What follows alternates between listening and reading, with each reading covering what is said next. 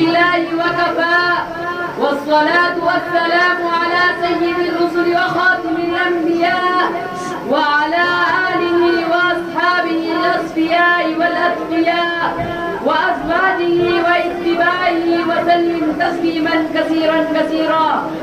أما بعد، قال تبارك وتعالى في كتاب المبين: فأعوذ بالله من الشيطان الرجيم، بسم الله الرحمن الرحيم.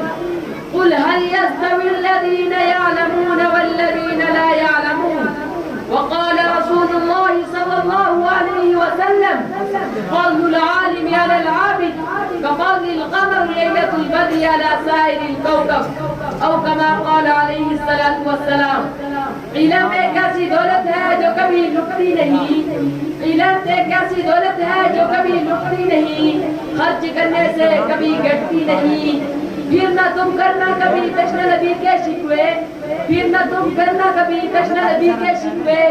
آج میخانے کا میخانہ اٹھا لاؤں گا. شہدائیان اسلام، میں آپ حضرات کے سامنے کوئی لمبی چوڑی تقریر اور وسیع و عریض بات کرنے نہیں آیا، اس لیے کہ میں کوئی خطیب نہیں کہ آپ حضرات کے سامنے کوئی لمبا چوڑا خطاب کروں. نہ میں کوئی واعظ ہوں، نہ کوئی مفکر، نہ کوئی ادیب. صرف میں آپ حضرات کے سامنے علم دین کے موضوع پر گفتگو کرنے کے ارادے سے آیا ہوں.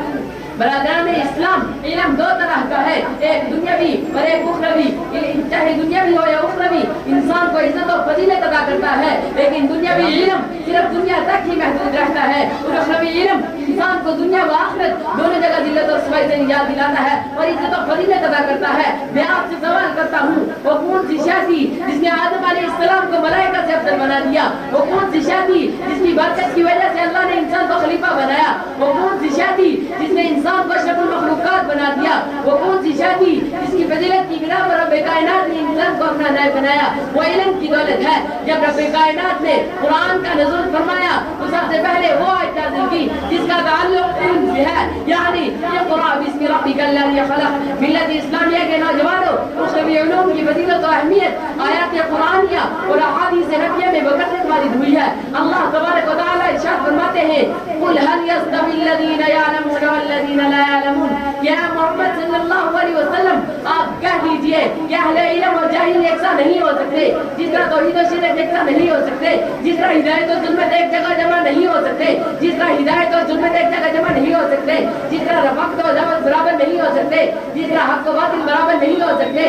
اس لیے کہ توحید کی ضد شرک ہے، ہدایت کی ضد ظلمت ہے، رفاقت کی ضد عداوت ہے، حق کی ضد باطل ہے. اور ایک قاعدہ ہے کہ اجتماعی ضدین محال ہے. اسی طرح اہل علم اور اہل جہل یکساں نہیں ہو سکتے. محسن انسانیت صلی اللہ علیہ وسلم ارشاد فرماتے ہیں: فضل العالم علی العابد كفضل القمر ليلة البدر على سائر الكوكب. کہ عالم کی فضیلت آپ کی طرح ایسی ہے جیسا کہ چودہ چاند کی فضیلت تمام ستاروں پر. ملت اسلامیہ کے نوجوانوں، لیکن آج کے دور کے مسلمان اپنے بچوں کو دینی تعلیمات سے دور رکھتے ہیں اور کم سے بچوں کو افرادی تعلیمات دیتے ہیں. یہ صرف شیطان کا فریب ہے. وہ شیطان مردود جس نے عہد کیا کہ بنی آدم کو جہنم پہنچائے گا، وہ شیطان جو ہمارے دین اسلام کا دشمن، وہ شیطان جو ہمارے معاشرت کا دشمن، وہ شیطان جو ہمارے کردار کا دشمن، وہ شیطان جو ہماری تہذیب و تمدن کا دشمن. یہ شیطان ہمارا آخری دشمن ہے. اپنے خوبصورت اور رنگین جان میں گھسا کر ہمیں تعلیمات اسلامیہ سے دور کرنا چاہتا ہے. یاد رکھیں، اگر ہم اپنے کم سے کم معصوم بچوں کے خیر خواہ ہیں تو انہیں عالم دین بنائیں. اس لیے کہ مسلم انسانیت صلی اللہ علیہ وسلم ارشاد فرماتے ہیں: یستغفر للعالم ما فی السماوات والارض. کہ زمین و آسمان میں جتنی اشیاء ہیں وہ سب عالم کے لیے مغفرت کی دعا کرتی ہیں. عالم کے لیے سمندر کی مچھلیاں بھی دعا کرتی ہیں، عالم کے لیے کیڑے مکوڑے بھی دعا کرتے ہیں، عالم کے لیے زمین و آسمان بھی دعا کرتی ہے. اس کے باوجود مسلمان کا حال یہ ہے کہ انگریزوں کی جال میں پھنس کر اپنے دین و معاشرت کو داغدار کر رہا ہے. چاہیے تو یہ تھا کہ ہمارا دین صحابہ کے دین کے مانند ہو، ہمارا معاشرہ صحابہ کے معاشرے کے موافق ہو، ہمارا کردار صحابہ کے کریکٹر کے مانند ہو، ہماری تہذیب مسلمانوں کی تہذیب ہوتی. لیکن سب کچھ اس کے برعکس نظر آتا ہے. کسی شاعر نے کیا خوب کہا ہے: سمجھ میں کچھ نہیں آتا یہ دنیا کا حساب الٹا. سمجھ میں کچھ نہیں آتا یہ دنیا کا حساب الٹا.